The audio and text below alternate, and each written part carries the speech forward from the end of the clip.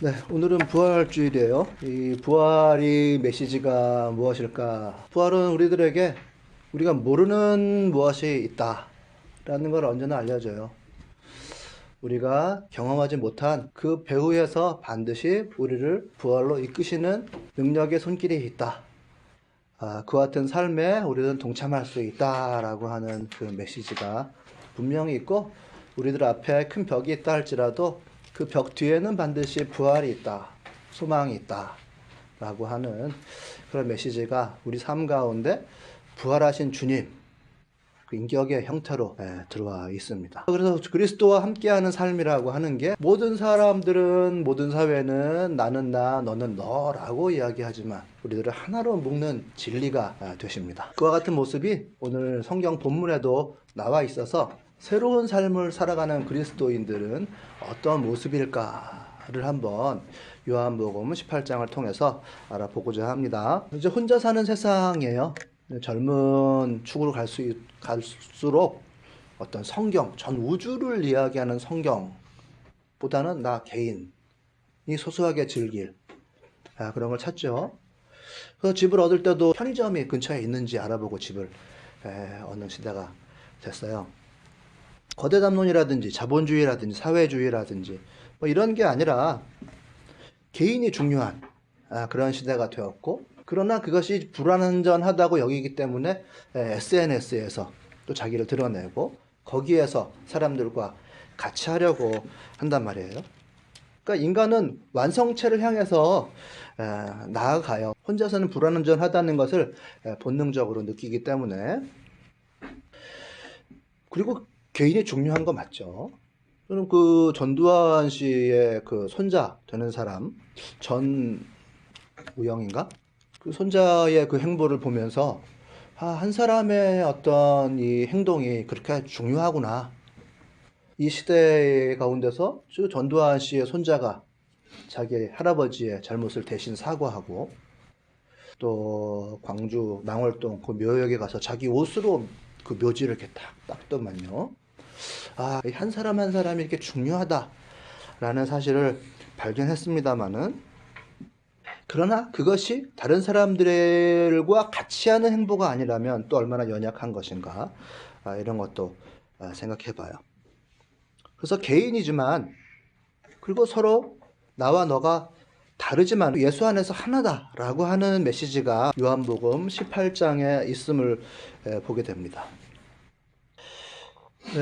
이 개인이라고 하는 것은 아주 작은 존재죠. 그리고 2023년도 이 시점에 서울에 있는 이 거대한 시스템에 비하면 개인은 굉장히 작아요. 과거보다 이 시스템이 급속도로 발전해졌기 때문에 개인은 굉장히 작은 존재예요. 그래서 주님의 뜻을 이루고 살아가고자 한다면 개인이 혼자서 경험하고 실력을 축적해서 그 뜻을 이뤄내기에는 너무나도 많은 시간이 필요합니다. 그러나 같이 한다면 비교적 짧은 시간 안에 그 일들을 나눌 수가 있게 되는데, 오늘 이 등장하는 제자들 두 명이 그런 관계 같아요. 그런데 이 사람들은 너무 달라요. 그래서 한 사람이 가지고 있는 것을 다른 한 사람은 가지지 못한 그런 상황임을 보여주는데요. 시몬 베드로와 또 다른 제자가 있어요. 또 다른 제자라고 하는 익명으로 처리된 사람이 있습니다. 요즘 같은 모이자 입고 처리된 사람이 하나 나오는데, 15절의 후반절에 보면 이 제자는 대제사장과 잘 아는 사이라서 예수를 따라 집 안뜰까지 들어갔다고 되어 있어요. 그리고 대조적으로 베드로는 대문 밖에 서 있었다. 들어갈 수가 없는 신분이라고 하는 거죠. 잘 아는 사이여서 그 대제사장의 집 안뜰까지 들어간 12제자 중에 한 명이 있는가 하면 그 안에 들어갈 수 있는 처지가 아니라서 옆에 한정없이 기다리고 서 있어야만 하는 베드로도 있다는 얘기인 거죠. 같은 제자인데 12제자 중에 2명인데 한 사람은 그 안뜰까지 자유롭게 들어갈 수 있는 권력을 가진 사람이 있는가 하면, 어부 출신의 이 사람은 감히 들어갈 수가 없어서 쭈뼛거리고 들어갈 수가 없어서 옆에 한정없이 서 있는 망부석 같은 베드로도 있었다는 거예요. 한 사람은 가지고 있고 한 사람은 가지지 못해요. 그런데 이 사람은 같이 갔단 말이죠. 이것이 18장에 제일 처음에 저에게 발견되는 메시지였어요. 그리고 다른 제자가 나와서 하녀에게 속닥속닥 하고서는 데리고 들어갈 수 있을 정도로 한 사람은 제 집처럼 왔다 갔다 하는 사람이라는 것을 볼 수가 있어요. 전 굉장히 궁금했어요. 이 또 다른 제자가 누굴까?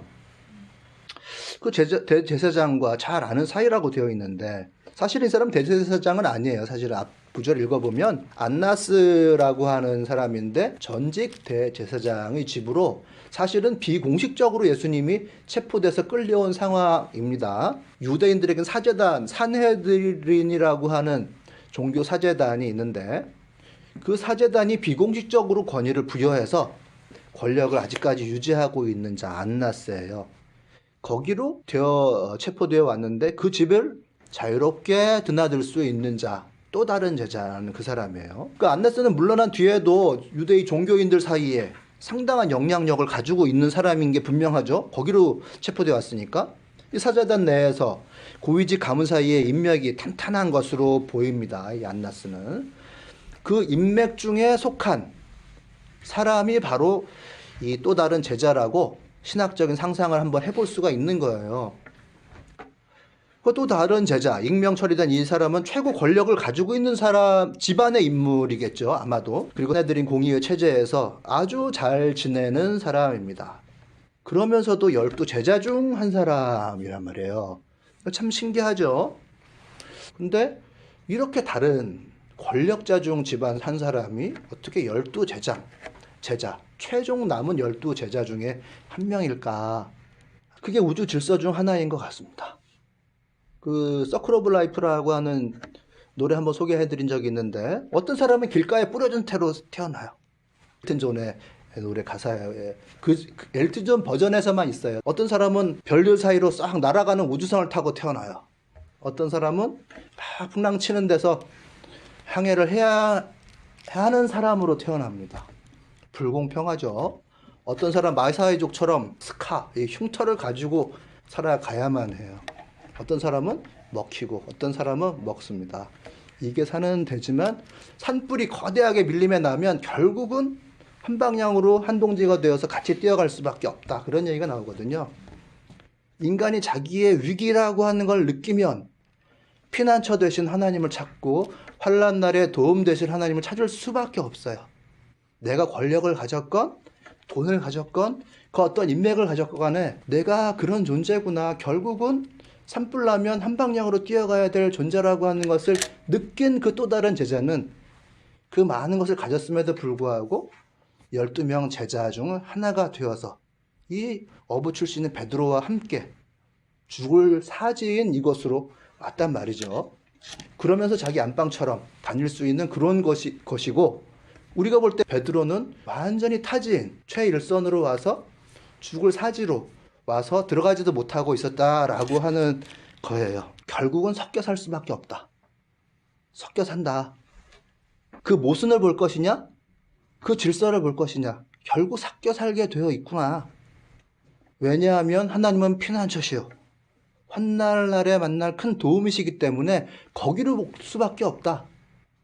그 부르심을 받을 때 그 품에 안기려고 사람들이 거기에 섞여 사는 거죠. 그런데 여기서 볼 때는 내가 없는 거 가진 사람이 한 팀이다. 또 다른 제자는 거의 자기 집 드나들듯이 왔다 갔다 하죠. 근데 베드로는 최일선으로 나갔어요. 자기 집에서부터 멀리 떨어져서 갈릴리 호수라고 하는 가장 시골에서 떨어져서 최전방으로 나갔기 때문에 언제나 불안하고 두려움 그리고 거절 가운데 있는 사람이에요. 그 사람 둘이 한 팀이라고 하는 거죠. 예수께서는 그렇게 부르셨어요. 예수님이 그렇게 부르셨습니다.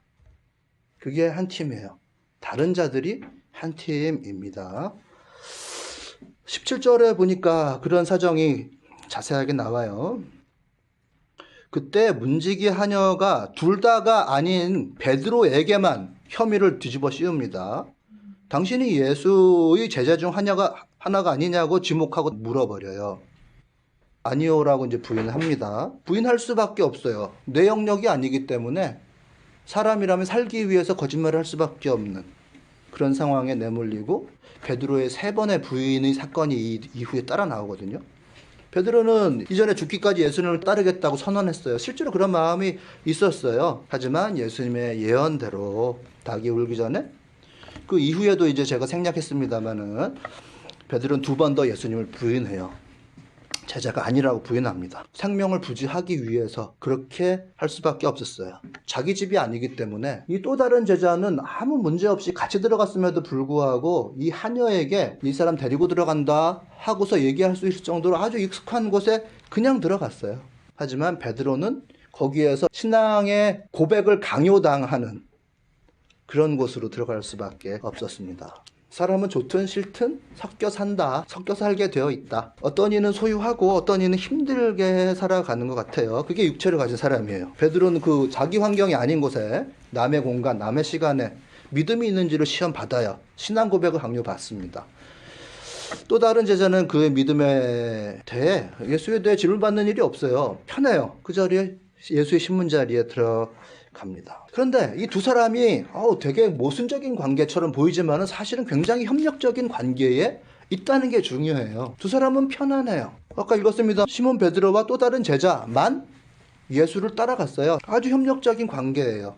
그리고 16절에 후반절에 나오듯이 싹 못 들어오는 걸 알고 하녀에게 사정 설명하고 데리고 우리 둘 다 들어간다 하고 데리고 들어오는 한 팀으로 움직이고 협조하고 있습니다. 잘 맞아요. 그게 다르지만 함께 하고 있는 우주의 질서죠. 종업이 아니면 안 된다. 같이 하는 게 아니면 힘들다. 이 엄청난 시스템 앞에 한 개인으로 산다라고 하는 건 너무 무력하다. 저는 이렇게 생각을 합니다. 이 예수의 사랑하시던 제자가 도대체 누굴까? 이런 질문이 사실 신학적으로 많아요. 그런데 이 또 다른 제자, 익명으로 처리된 이 제자를 예수의 사랑하시던 그 제자라고 추측하는 사람들이, 신학자들이 많이 있어요. 13장에 보면 최후의 만찬의 장면이 이제 나오는데요. 그 예수의 사랑받는 그 제자는 예수의 가슴에 기대어서 이렇게 식사를 하고 있는, 자기 자신을 사랑받는 제자라고 아마도 썼을 것이다. 즉 요한이.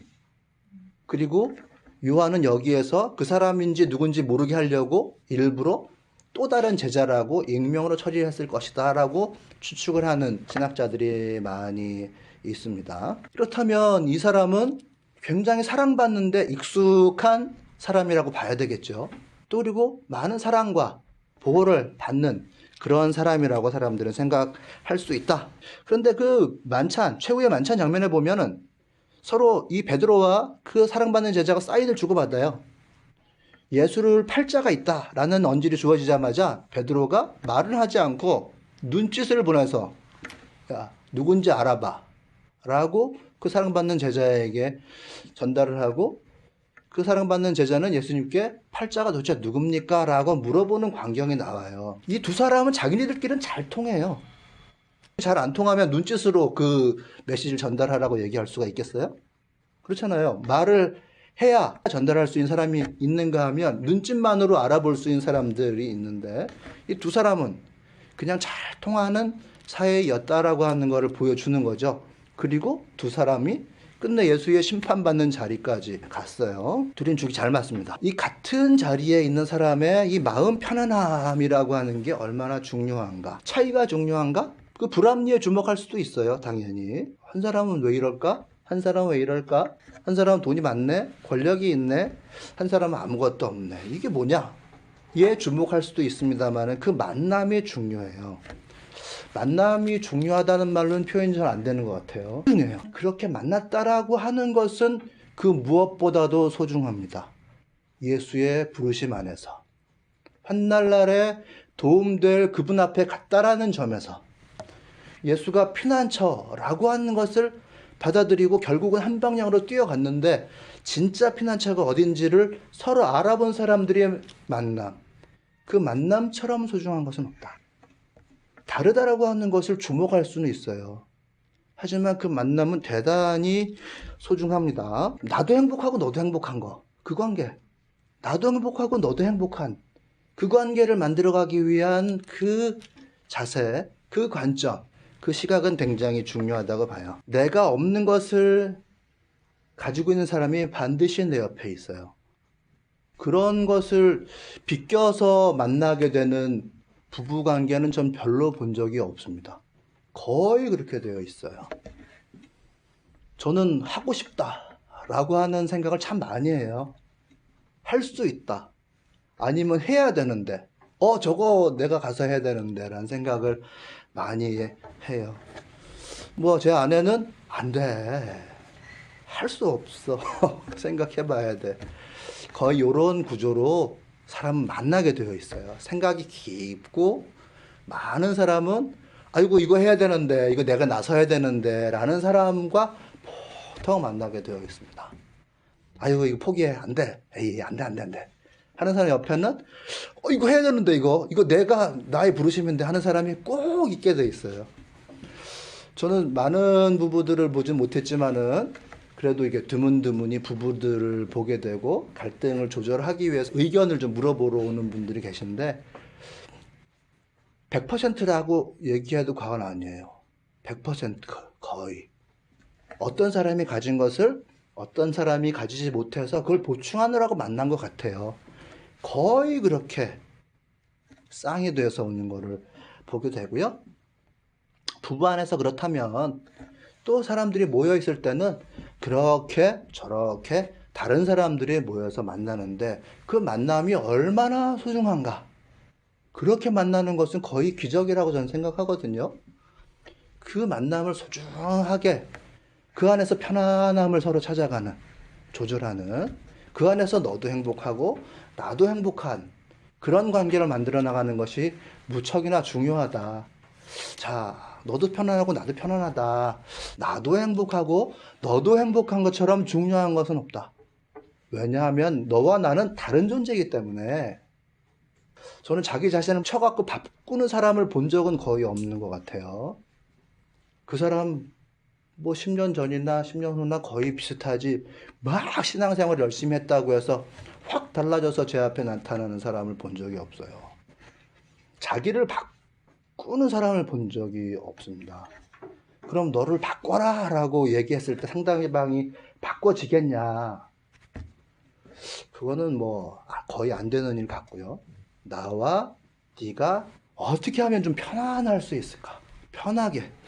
그 만남 자체가 소중하기 때문에 하나님이 불러주신 그 존재이기 때문에 너도 행복, 나도 행복할 수 있을까?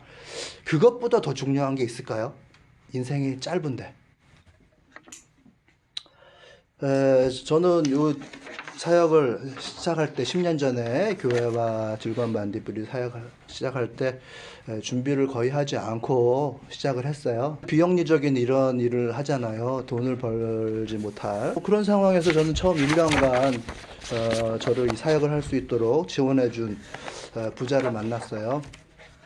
한 1년간 한 거의 2천만 원 정도의 지원을 받으면서 시설하는 거 빼고 그렇게 이 사역을 시작했습니다. 뭐 그 전에도 또 비슷한 경우가 또 있었어요. 저에게 어쨌든 뭐 계속 그런 일을 골라서 했으니까 권력이 있거나 돈이 많은 사람들이 의미 있는 일을 같이 해보자라고 해서 지원을 하고 그 일을 제가 좀 앞장서서 하고 하는 그런 관계가 평생을 이렇게 이어져 왔습니다. 젊을 때는 그 관계가 훨씬 더 크고 파워풀하고요. 나이가 들어갈수록 조금씩 정돈이 되어 가는 것 같아요. 이 젊은 시절에 나에게 없는 것을 주는 사람, 그 사람이 굉장히 소중하다. 보통은 1차적으로는 배우자 관계 가운데서 그게 거의 꼭 있어요. 그리고 사회적으로 일을 하다 보면 나에게 없는 것을 주는 그 존재가 있는데 그 사람의 인생의 가이드예요. 거의 내가 가지지 못한 시각을 가지고 있거나 내가 가지지 못한 자원을 가지고 있어요. 혼자서는 거대 시스템을 거의 넘을 수가 없습니다. 그래도 같이함이 소중하다. 같이 해야 이 시스템을 그래도 맞설 수 있다. 저는 한 개인이 나, 일, 온이라고 생각하지 않아요. 거의 5분의 1 내지는 10분의 1이라고 생각해요. 5분의 1 정도면 5명이 있어야 1명이 된다. 그 정도로 생각하시면 되는 것 같고 좀 넉넉하게 보면 한 10분의 1, 10명 정도가 한 명이다. 그래야 간신히 시스템을 거스를 수 있다. 그 만남이 소중하다. 또 다른 제자와 베드로처럼 다르지만 서로 보충해 줄 수 있는, 그러니까 그 시대에 만나는 사람을 소중하게 여기고 그 사람과 함께 한 팀이 되도록 노력하는 게 매우 매우 매우 너무너무 소중하고 중요하다. 그 메시지가 일단 저는 이제 발견이 됐어요. 그럼에도 불구하고 나는 나잖아요. 나는 나란 말이에요. 나의 모습으로 산다는 것을 버리진 않아요. 그것이 부름심이기 때문에. 그리고 그 부르심을 벗어나서 딴 사람에게 훅 맞춰버리면 열매가 잘 나타나기가 어려워요. 그 사람에게는 다 무늬가 새겨져 있다. 자기의 무늬가 새겨져 있어요. 빗살무늬 토기에 그 무늬를 이거 뭐지? 하고서 흙으로 싹 덮어버려서 무늬 없는 것처럼 만들면 빗살무늬가 아니잖아요.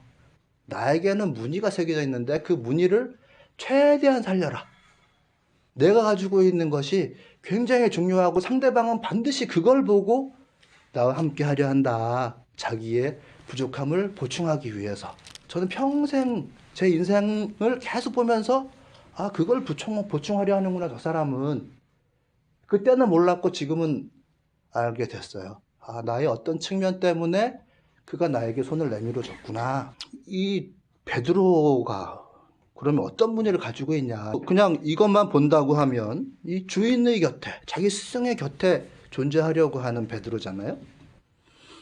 근데 주님의 사랑받는 제자라고 하는 사람은 따로 있어요. 자기 스스로 주님의 사랑받는 제자라고 우리가 일치시켜 추측을 해보고 생각한다고 하면 자기가 제일 사랑받는 제자라고 하는 사람은 따로 있는데 베드로는 상관없이 그래도 나의 주님 곁에 내가 있어야 되겠다. 죽을 줄 모르고 거기를 쫓아갔단 말이죠. 그게 베드로의 문이에요. 그 사람의 결이에요. 그것을 버려서는 안 된다. 너 부인 하려고 거기 왜 갔어? 가 아니라 그 사람은 거기에 가야 되는 사람이에요. 베드로는. 그로 인해서 우리가 오늘날 그의 신앙을 본받을 수가 있잖아요. 그런 행동을 했기 때문에. 그럼 왜 갔냐? 3번씩이나 부인하면서 질문할 수도 있습니다만은 죽음의 장소로 왜 갔냐라고 질문할 수가 있잖아요. 주님이 계시다는 것 하나만으로 자기는 거기에 가야 될 사람, 내가 거기에 존재해야 된다고 생각하는 사람이죠. 예수가 곧 하늘인데 하는 믿음이 거기에 있습니다. 그게 신앙이고 예수가 거기 계시다. 그가 존재하는 것만으로도 내가 든든하다. 그의 건재함을 내가 확인하기 위해서 거기 가야 되겠다 하는 그 믿음. 저는 그 믿음이 오늘날까지 전해져서 저에게 막 가슴을 막 때리고 공명시켜요. 그래야 되겠구나. 예수가 계시기 때문에 그 예수가 계시는 곳에 내가 가야 되겠다. 그분을 하늘로 모시려고 하는 그 자세를 누가 부인하겠어요? 그게 베드로의 문이에요. 거기에 우리 주님이 계시기 때문에 내가 거기 가야 된다. 그분이 계시다는 것만으로 내가 든든하다. 어떤 놈이 우리 주님을 잡아갔는지 내가 거기 가야 되겠다라고 하는 그 문의가 베드로에게는 있는 거죠. 그것을 버리면 안 되죠.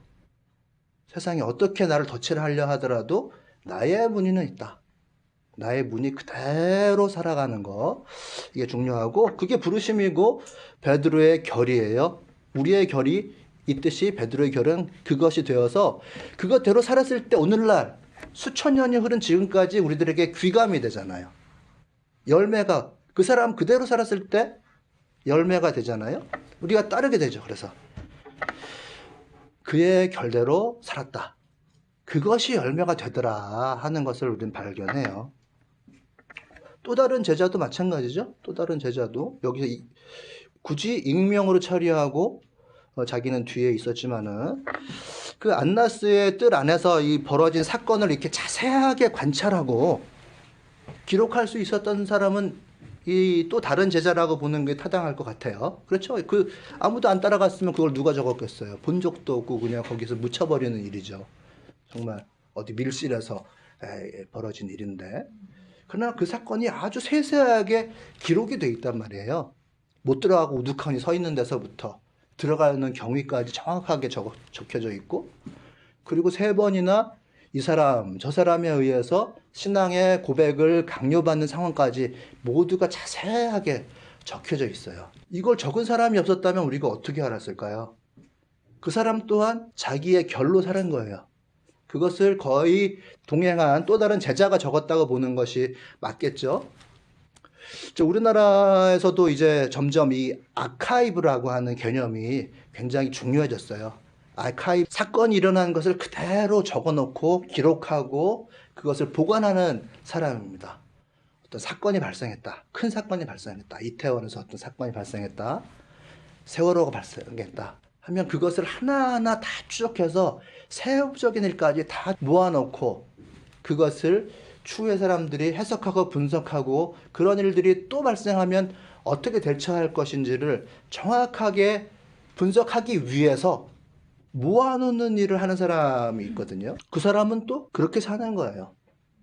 최일선에 가가지고 가서 소리를 지르는 것이 아니라 모아놓는 일을 한 그 사람. 이 또 다른 제자라고 하면 그는 그대로 그의 결을 가지고 살았죠. 그래서 그가 적어놓지 않았다면 우리들은 알 수가 없었고 베드로를 어떻게 우리가 이해할 수 있을지 몰랐을 거예요. 소중한 복음을 전달한 사람, 베드로의 생생한 그 충성을 전한 사람, 그게 그의 결인 것이고 그는 그대로 살았어요. 저는 그거를 보고 나도 베드로처럼 살아야 되겠지. 또 다른 제자가 그걸 뛰어넘으려고 애쓰는 게 맞을까? 그 자리에서 나도 12제자 중에 하나다라고 소리를 지르는 게 맞았을까? 이렇게 한번 질문해 봤습니다만은 그걸 뛰어넘을 필요는 없다. 하나님께서는 그 자리에 간 것만으로 좀 과한 것 같은데 하셨을 수도 있어요. 베드로를 그 안에 데리고 들어가고 거기에서 모든 것을 정확하게 보고 적었다는 거, 그가 해야 될 바로 그 일이다. 그것이 바로 그의 가운데 새겨진 문이다 라고 저는 봅니다. 거기서 12주 중에 하나라고 외쳐야 될까? 그건 아닌 것 같다. 그걸 뛰어넘으려고 굳이 애쓸 필요는 없다. 그래서 더 어떤 일이 발생할 것인지는 알 수가 없으나 적어도 이 본문만 놓고 보자면 그는 그 일을 하고 이는 이의 일을 했을 때 그게 한 팀이다. 그게 온전히 요한복음이라는 걸 통해서 우리에게 수천 년을 통해서 그때의 일을 생생하게 전달해 주었다라고 한 차원에서 그 결대로 사는 거 정확하게 맞았다라고 이렇게 봅니다. 빗살무늬 토기에 흙을 덮어서 더 덮지 마라. 나는 나의 결대로 살아라. 이것이 또 두 번째 메시지인 것 같아요. 결이라고 하는 건 이제 문이라는 뜻인데요. 자기 사람의 결은 어머니 뱃속에 입퇴했을 때 그때 하나님께서 새겨 넣어주시고 출산했을 때 하나님께서 새겨 넣어주시고 또 자라는 환경 가운데서 하나님께서 새겨 넣어주시는 거예요. 모든 것이 양이 있으면 음이 있죠. 그래서 자기 결대로 살아라. 그게 만병통치약이 아니고 그 양이 있으면 또 음이라는 게 있잖아요. 반드시. 시골이나 이런 자연 경치 좋은 데서 한 30년 동안 자연을 보고 살아간 사람이 있으면 그 얼굴이 그렇게 정말 자연과 동화되어서 편안함이 이렇게 느껴지는 그렇게 된다고 하잖아요. 또는 티벳의 여성들, 거기 남성들도 있습니다만 광장에서 정말 과하지 않은 그런 춤을 추는 거를 유튜브를 통해서 한 번씩 보거든요. 우리나라 걸그룹들의 그 춤을 보면 한 곡을 다 보기가 지루해요. 너무 과하고 재미가 별로 없어요. 그런 자연을 닮은 그런 사람들의 그 얼굴 모습이 저에게는 편안함을 줘서 그런 것 같아요.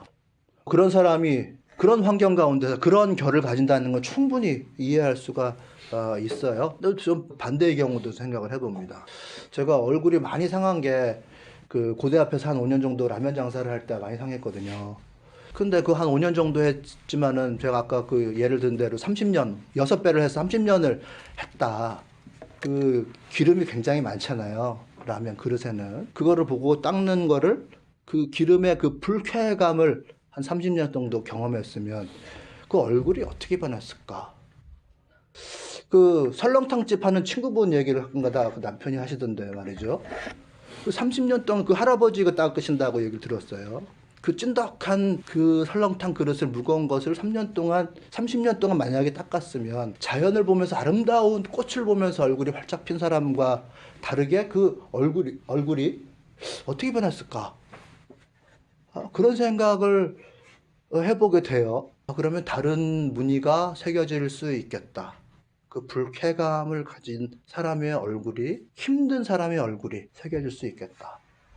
그래서 과거에 제가 그 영업을 마치고 문을 잠그고 지하에 있었으니까 지상 1층으로 올라오면 대학생들의 차가운 그 바람 막 놀고 아주 신선한 기운이 와요. 그러면 마음속으로 살았다.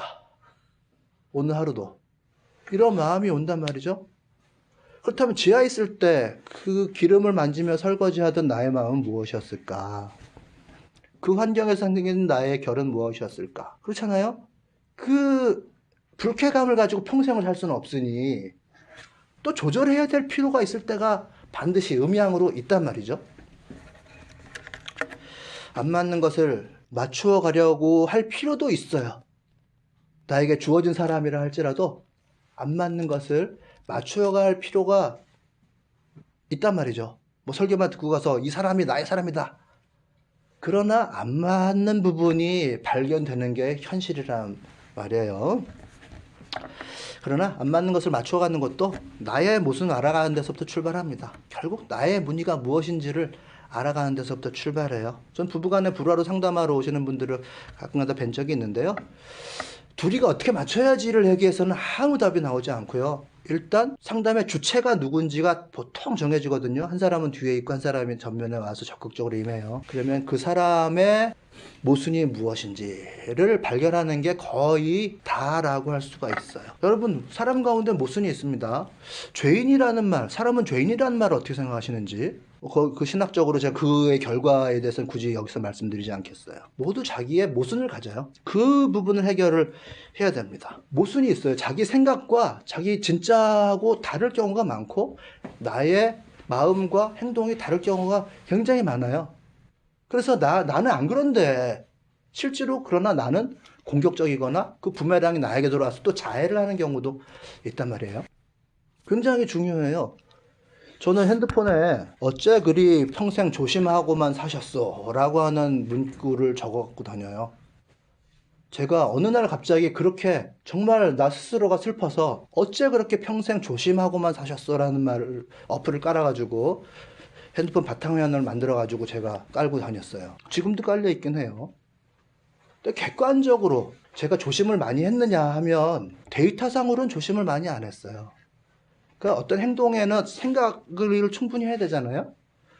생각을 충분히 하고 행동이 나오든지 충분히 실력을 닦고 말을 하든지 이렇게 돼야 되는데 그 밸런스가 저는 한 7대 행동 7, 생각 3 정도 되는 것 같아요. 그래서 많이 조심을 했다고 나 스스로 느끼지만 돌이켜보면 조심하지 않고 생각 충분히 하지 않고 하고 싶은 게 너무 컸기 때문에 질러버리고 내 역부족이구나를 거꾸로 알아서 나중에 뒷수습을 해야만 하는 경우가 대부분이에요. 커피를 좋아하지도 않는데 카페를 시작했잖아요.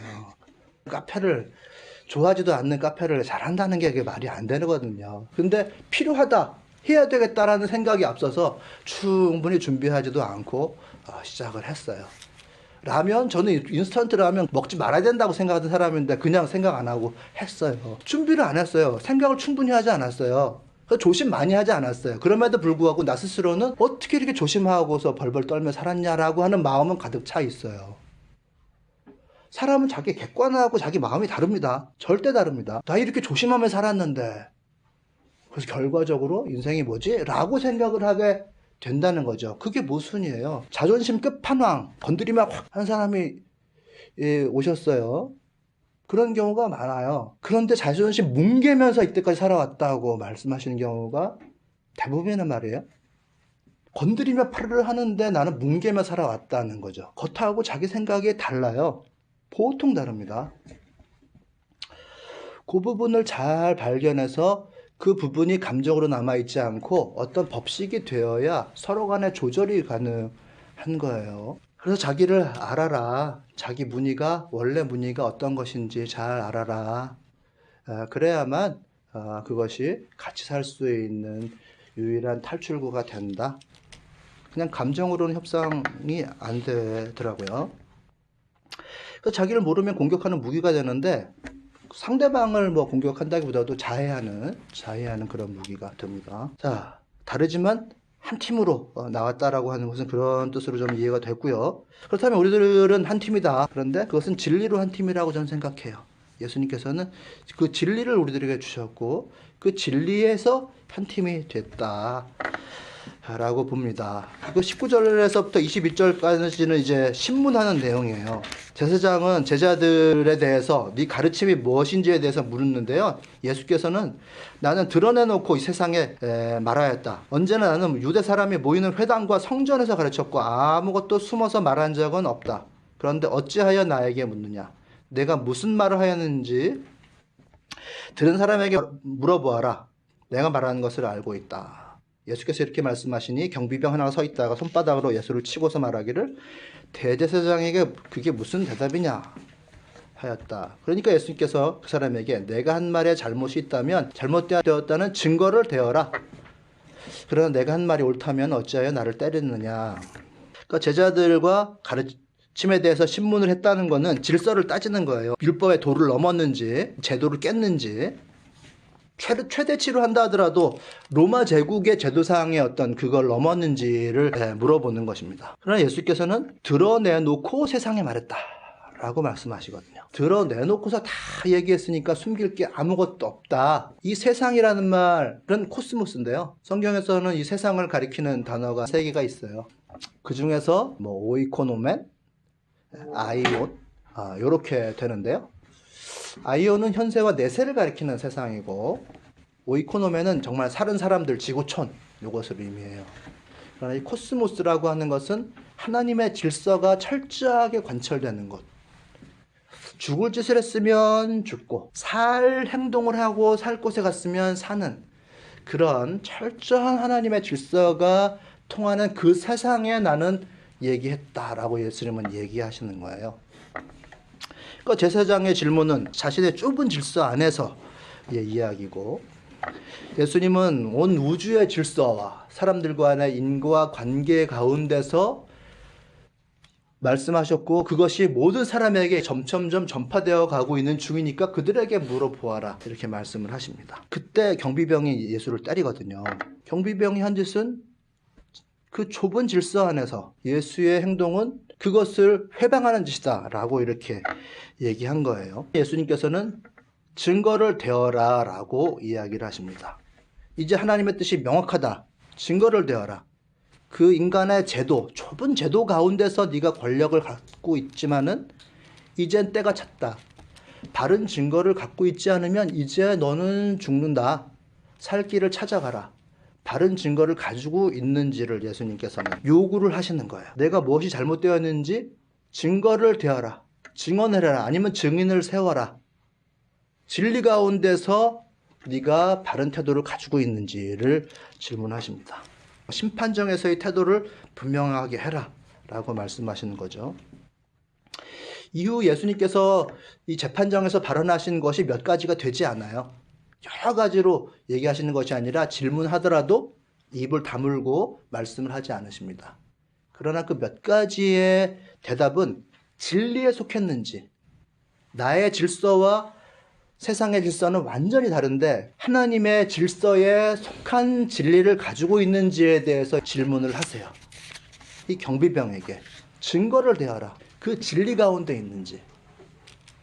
내가 말한 대로 나는 왕이다. 진리를 증언하려고 세상에 왔다. 이 나라는 세상에 속한 것이 아니다. 이게 예수님께서 하신 말씀의 전부예요. 요한복음에서는. 좁은 질서에 의지해서 살아갈 것인지 아니면 진리에 근거해서 살아갈 것인지. 예수님께서는 그 진리를 얘기하시는 거예요. 진리 가운데 사는 공동체, 사람이 되어야 살 수 있다. 거기에 생명이 있다라고 말씀을 하십니다. 진리에 거하고 증언할 것인지 세상에 의지할 것인지 그렇게 얘기하세요. 예수님의 강조점, 그 진리입니다. 이 경비병은 모든 사람들의 상징과 같아요. 제사장의 권력에 의존한 사람이죠. 이 경비병이란 말은 여러 가지로 해석이 가능합니다만은 그 수하예요.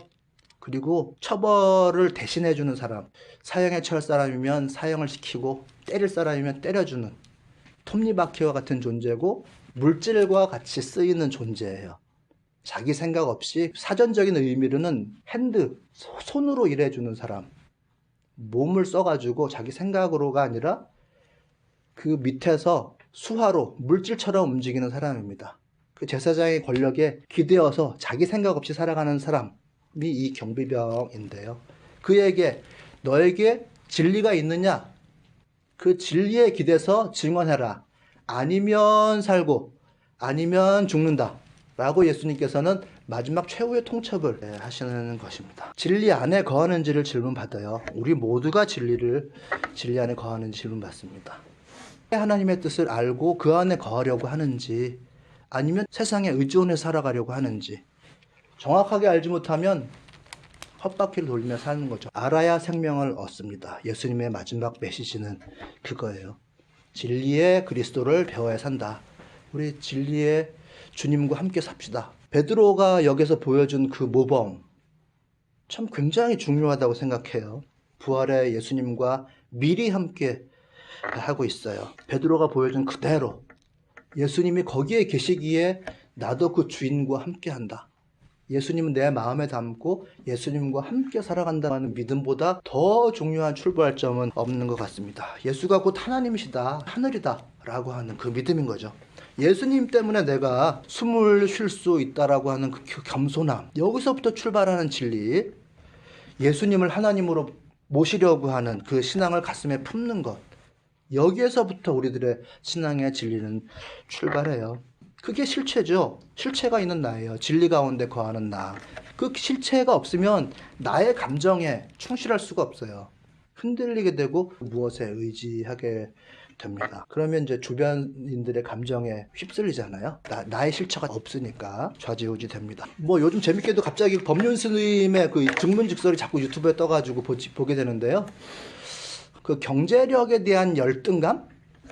결혼하려고 하는데 우리 집은 좀 가난해서 결혼하더라도 내가 주눅 들어 살 것 같아요. 뭐 이런 유의 상담이 제가 보기엔 한 70% 정도는 되는 것 같아요. 돈 문제와 관한. 그러나 이 부활의 하나님의 관점에서 보면 그건 털끝만큼도 아닙니다. 우리가 바라봐야 될 것은 그 진리 가운데 살아갈 것인지, 그 진리 가운데서 한 팀이 된 그 소중한 만남, 그것을 나에게 주어진 그것을 소중하게 여길 것인지 신기루를 쫓을 것인지 또는 그 다른 제자가 되든 베드로가 되든 하라 이렇게 결론을 맺고 싶습니다. 네, 오늘 말씀은 여기까지 마치겠습니다.